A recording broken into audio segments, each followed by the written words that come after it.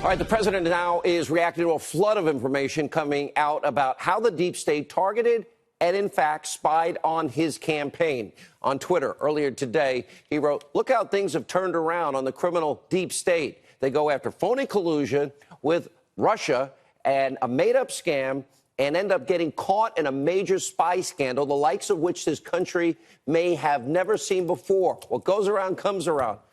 We've been saying that. Didn't we call this the year of the boomerang? It's exactly what this is. You have a criminal deep state, and it's all coming out at breakneck speed.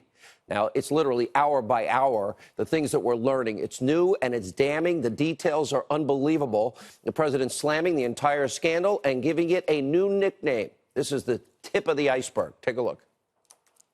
We now call it Spygate. You're calling it Spygate. A lot of bad things have happened.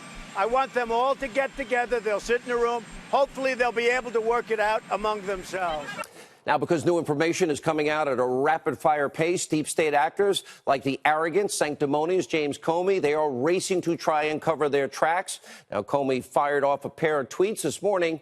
Facts matter. The FBI's use of confidential human sources, the actual term, we call them spies, is tightly regulated and essential to protecting the country. Attacks on the FBI and lying about its work will do lasting damage to the country. How will Republicans explain this to their grandchildren? Well, here's a better idea, Jim. How will you explain what you did to your grandchildren? And you have to love how Comey is using FBI official jargon, confidential human sources, to try and spin this. Did you have a spy in the Clinton campaign? Did you have a spy in that campaign? He continues. Dangerous time when our country is led by those who will lie about anything, backed by those who will believe anything based on information from media sources that will say anything. Americans must break out of that bubble and seek truth. All right, speaking of lying, that's exactly what Comey did under oath in front of Congress when he falsely claimed that he didn't decide to exonerate Hillary Clinton before interviewing her and 17 other key witnesses. They were writing it months before. And you know why? Because Comey's corrupt. Thank God the president fired him. And he can't keep his big mouth shut. We advised him he has the right to remain silent. And the president is right to fire back at the disgraced former FBI director. Let's take a look at what he said.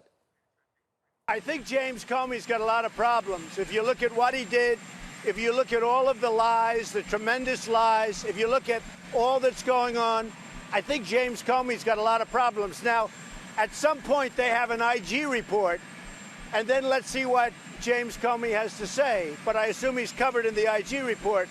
But if you look at what he said, all of the lies, all of the fiction, I think he's got a lot of problems. I did a great service to this country by firing James Comey. And, excuse me, a lot of people have said it. And you go into the FBI, and a lot of those great people working in the FBI, they will tell you, I did a great service to our country.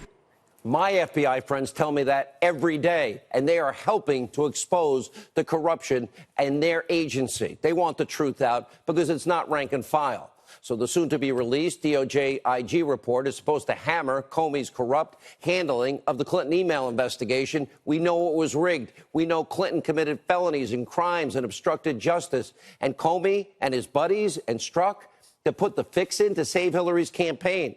Then they quickly started spying on the Trump campaign. Where's the warrant? Where's the justification? Now, Comey's deep state buddy, former Obama Director of National Intelligence, James Clapper, he is now in a panic, rushing to try and save himself. Now, he's running from liberal media outlet to liberal media outlet, promoting his new book, just like James Comey did, and trying to spin what is a false narrative. Take a look at what he said with the ladies on The View. I ask you, was the FBI spying on Trump's campaign? No, they were not. They were spying on a term I don't particularly like, but on what the Russians were doing, trying to understand, were the Russians infiltrating, trying to gain access, trying to gain leverage and influence. So why doesn't he like? Which is what they do. So why doesn't he like that? He should be happy that. Well, he should be. Really? The president should be happy? The Obama administration and people in the FBI were spying on his campaign without a warrant that we know of? And then the FISA warrant, they lied to 4 judges? Is that not the deep state trying to destroy his candidacy, now presidency? And at this point, Clapper is he's straight up delusional. The president, good for him. He's not letting these lies slide either. He's taking them head on. When they look at the documents, I think people are going to see a lot of bad things happen. I hope it's not so, because if it is, there's never been anything like it in the history of our country. I mean, if you look at Clapper, he sort of admitted that they had spies in the campaign yesterday, inadvertently. But I hope it's not true, but it looks like it is.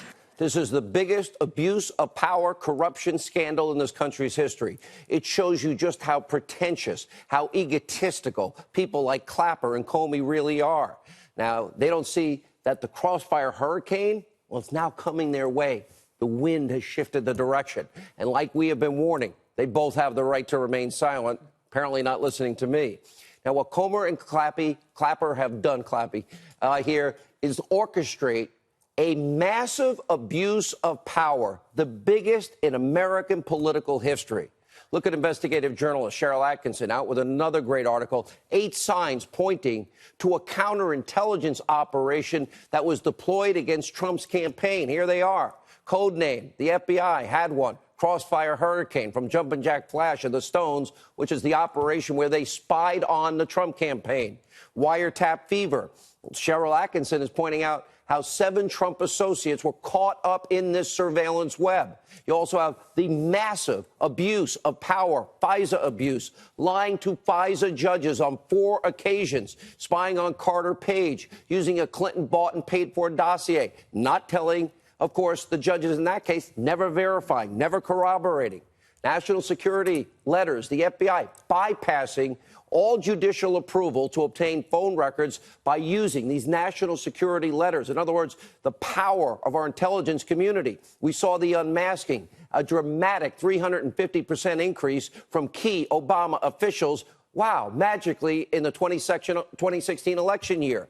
Changing the rules, remember, in December of 2016, Clapper making it easier to share intelligence across all these government agencies. That helps them cover. Media strategy, Clapper, Brennan, both regulars in the liberal media. Clapper reportedly leaking details about this phony bought and paid for Russian dossier to fake news CNN, where he now works and is paid. Leaking anonymous sources. They have been running to friendly outlets to selectively put out information, all designed to propagandize and lie to the American people and damage President Trump. And friends, informants, snoops, the FBI had this informant, maybe others, spying on the Trump campaign. Comey had his friend leaking to the New York Times to get a special counsel, which, by the way, that probably was illegal. And the Bureau working with former British spy, in other words, a foreign operative, Christopher Steele, he put together this Clinton bought and paid for dossier. The evidence of wrongdoing is overwhelming. It is incontrovertible, not to mention, as we told you last night, and Sarah Carter further explained, the FBI's timeline is now collapsing, and the investigation's not adding up. Former Obama AG Loretta Lynch telling Congress that the FBI, the DOJ officials were discussing Trump campaign associate Carter Page in spring of last year. Maybe that would have been a good time to go say, Mr. Candidate, Mr. Trump, I want you to watch. There might be some people that we have an eye on. Remember, Trump said the most exculpatory thing he said to Comey was, if anyone around my campaign, I want you to do your job. And we've been told the investigation officially started in July with George Papadopoulos.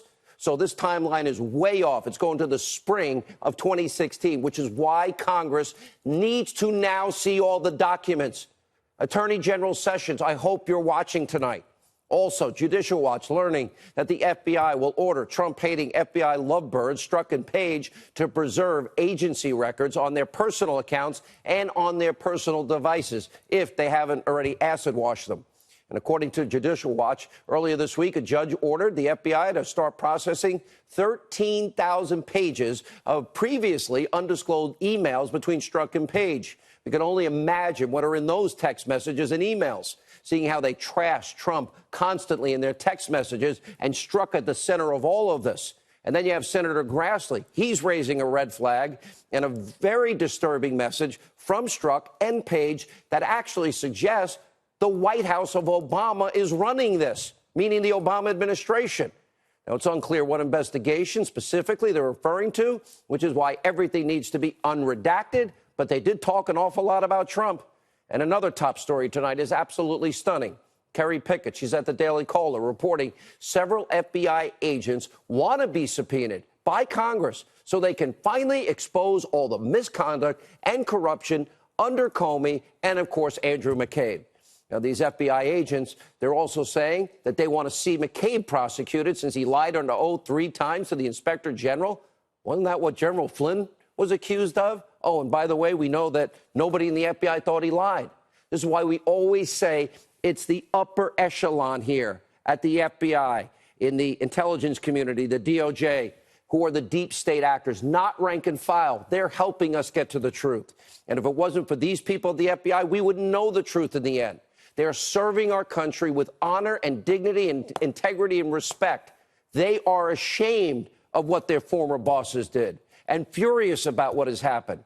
That's why it is so important for all of us to get the truth. Release the documents. Also tonight, it's put up or shut up time for Rod Rosenstein, the king of slow walking, stonewalling, and obstruction.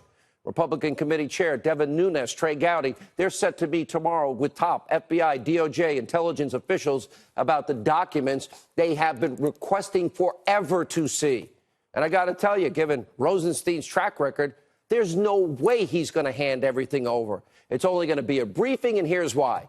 Rod Rosenstein, he wants to be able to control the flow of information, just like he's been doing from the get-go, begging Paul Ryan, oh, don't release the information about FISA abuse. Remember, Sarah Carter reporting information that Congress is trying to see will hold the keys to all of this spying on the Trump campaign. Rod Rosenstein has more problems than just stonewalling tonight. Look at what law professor Steve Calabresi is now arguing, that Rod Rosenstein's appointment of Robert Mueller is, in fact, unconstitutional, as the great one, Mark Levin, said last night.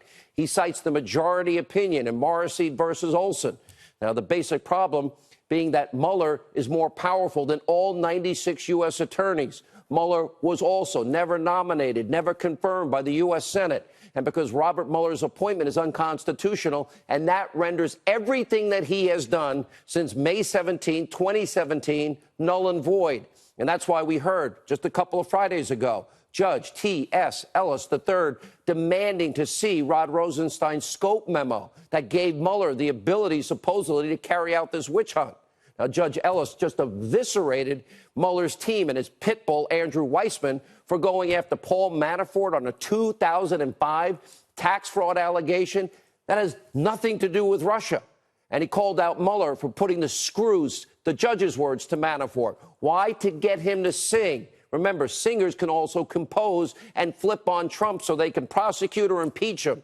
And as far as Rod Rosenstein goes, Steve Bannon says Rosenstein could, in fact, be fired, and very soon.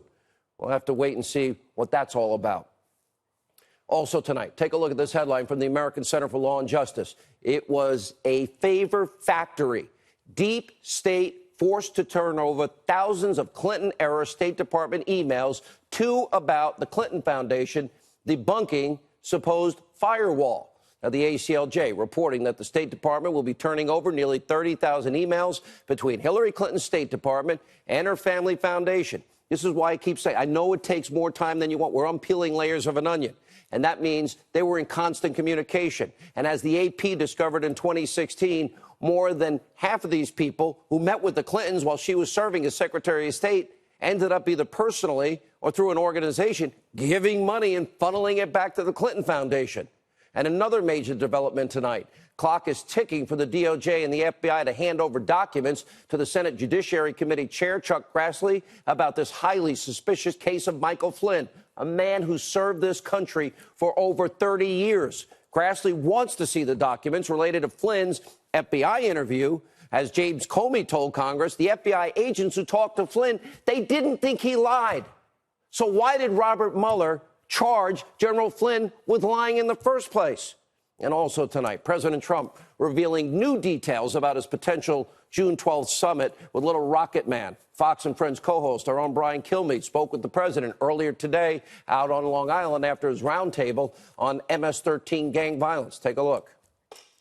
June 12th, are you going to be in Singapore? We'll see what happens. I mean, right now we're looking at it. We're talking about it. They're talking to us. We have certain conditions. We'll see what happens. But there's a good chance, and it would be a great thing for North Korea. If that happens, it'll be a great thing for North Korea. Most importantly, it would be a great thing for the world. So we'll see what happens. Right. All right, don't miss that full interview tomorrow starting 6 a.m. Fox and Friends.